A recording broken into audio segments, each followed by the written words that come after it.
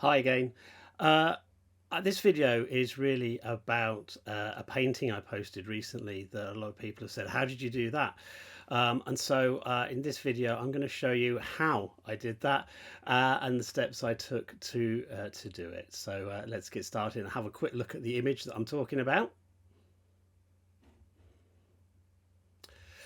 So, as you can see, this is the image that a lot of people have asked about. It's quite simply a pen and wash, but I've used collage as well to help bring out some of the detail of the tower at Bournemouth and the buildings, using some text to help sort of indicate the wooden slats that go along the pier in Bournemouth.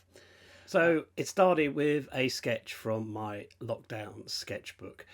So let's have a look at that. So here you can see my lockdown sketchbook. It's just an A6 sketchbook really, and this is the image that started the whole thing. So this is a picture of Bournemouth Pier, and I produced this using pens, brush pens. So there was grayscale brush pens and a black brush pen, and I managed to put all the reflections into the water with the grey and some lighter grey in the sky, and just some marks down here to indicate some reflection. So that was how the picture started. If I move that just over here, and then for the actual painting itself, I started in my sketchbook, my other sketchbook, but I started with some paper materials to start off with. So the first thing I think I started off with was a building at the top there. So I just placed a bit of paper on my board to start the thinking about the shapes that I wanted to include, and then the second building, again using the text, I just tore basically the shape that I wanted. You can do this with scissors, I guess, but I think for me the actual process of tearing the material is kind of better. I get a nicer kind of line. I think that wants to be slightly smaller. Again, so just adjusting things as you go. That's better. So that was the, I'll put that around there. That was the smaller building to the side. The sugar paper obviously will fade over time, so if you're going to sell this, you do need to make sure you use materials that won't fade, or if they do fade, let people know. The pier was a piece of this wonderful brown sort of textured paper. Again, I just folded it and then tore. You can use a wet paintbrush along the edge of the tear. It just makes it tear a bit easier for you. So I then started to position my elements again.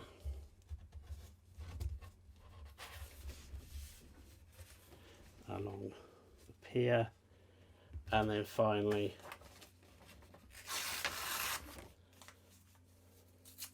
I added the zip line, and that was basically how I started.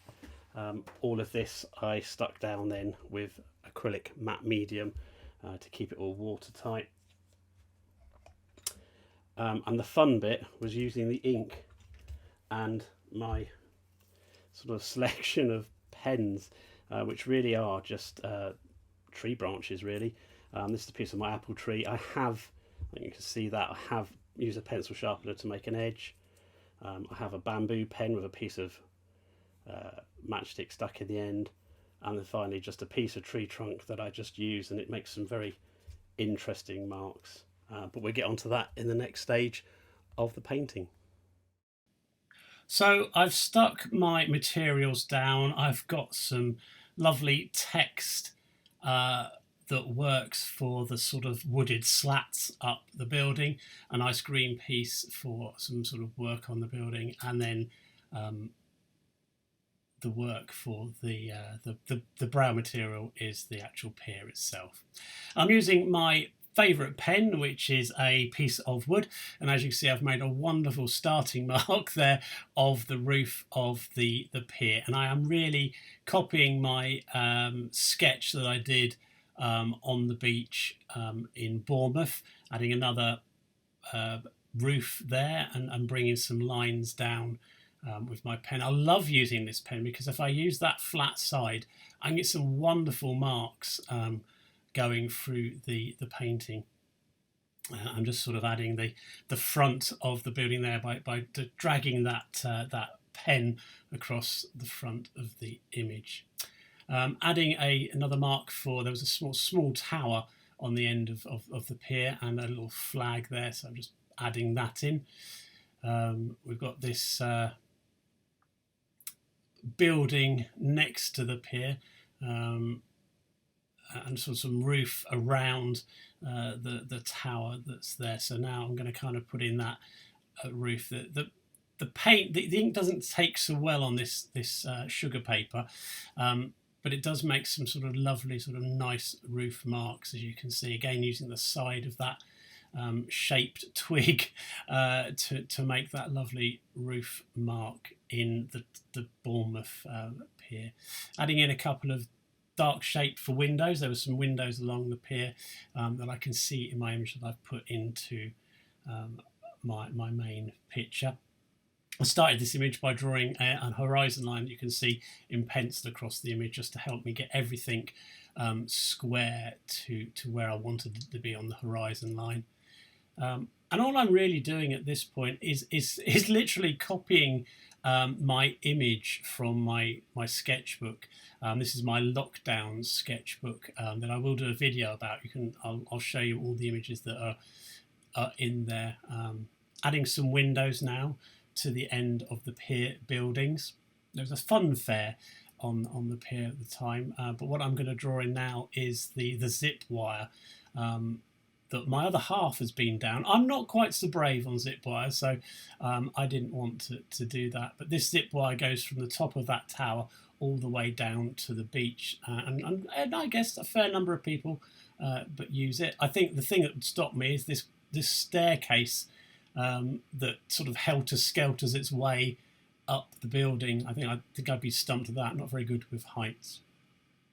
Adding in the base of the pier now, using the stick again on its side to create a line. It's my favourite way of using the stick, I think, not just using the point, but using and dragging lines down from the image. As you can see, I'm holding the pencil or stick quite a way back from the tip, and I do that because it gives you less control over your line and makes those lines a lot more interesting. As you can see, just dabbing the shape down there now, not even bothering to draw, just dragging that shape down to make those wonderful big pieces of timber that sit underneath piers and hold the whole structure in place and away from the sea. So very simply done here, not really overthinking how I'm adding these lines and the line work itself. Adding a few more bits and pieces to the pier there, the railings that stop people falling in the sea. Very important, got to put them in your picture. They're definitely on my image when I drew it when I was at the beach. You can see the text now is really working really well on the side of those buildings to indicate the sort of shadows, random shadows of the sort of plank work that's there. Running a line across the horizon now to delineate the sea from the sky. I'm not going to put any colour on this image, maybe some black and white additions later, but no real colour. Oh, and that's a wonderful mark going in there, that reflection in the sea of the roof on the pier. Again, dabbing in some more reflections and working out where that tower is going to be and putting that mark in as well. Adding the wriggly line of that staircase going up that tower that I'm not going to be doing anytime soon. Adding a bit of beach in now. The tide is going in and out, so sort of a nice random line to indicate that tide in my image now with a piece of ink. Probably come back and put some shadows on that later, as they are in the sketch that you can see in the top left of the picture. A few more reflections in the sea now, adding them in again with a stick, and just sort of reinforcing some more marks to make sure that pier stays where it is. It's not going to wash out to sea. And there was a dark mark. There's always a dark kind of reflection underneath the pier, so I'm indicating that with a line now, and a bit of a flourish with the pencil. I notice I do that quite a bit of a flourish at the end. I don't know if that helps the artwork or not, but it's quite exciting to do. If you do try this, do make sure you do a flourish. Adding in and looking at my reflections now, trying to work out where those windows are going to reflect in the beach and the sea, and putting them into the image. All the dark lines need to sort of make sense in the reflections as well of the sea. They're just adding something to the sort of, that's not really in the pitch here, but there's a sort of a covered way that goes down the pier, so I've added that onto the end there just to help hold the picture together and give you something to look at towards the edge of the pier there. Dotting about again now. I'm standing back from this work and trying to work out where I need to put lines to make it work. It sounds ridiculous, really. I should just put them where they need to be, but I step back and suddenly I can see where I need to put a line or don't need to put a line. So that's the way I work things there. I'm using some Japanese ink stick now.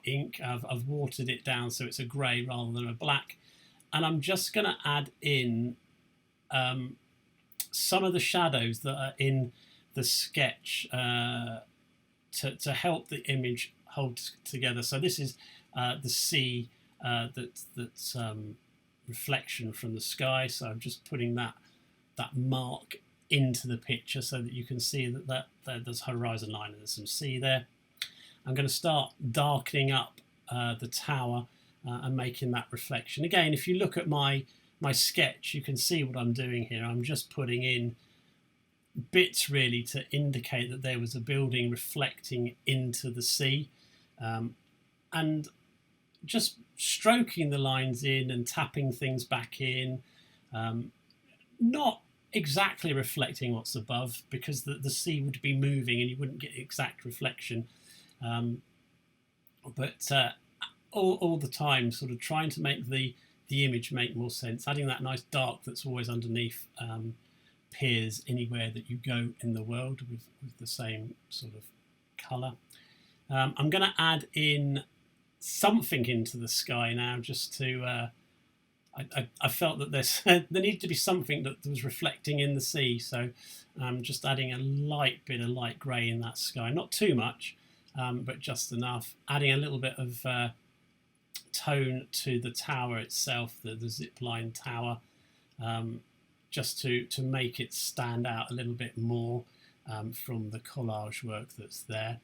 Adding in the shadows and tone on the end of the pier buildings, again to give them a bit more tone and substance within the image.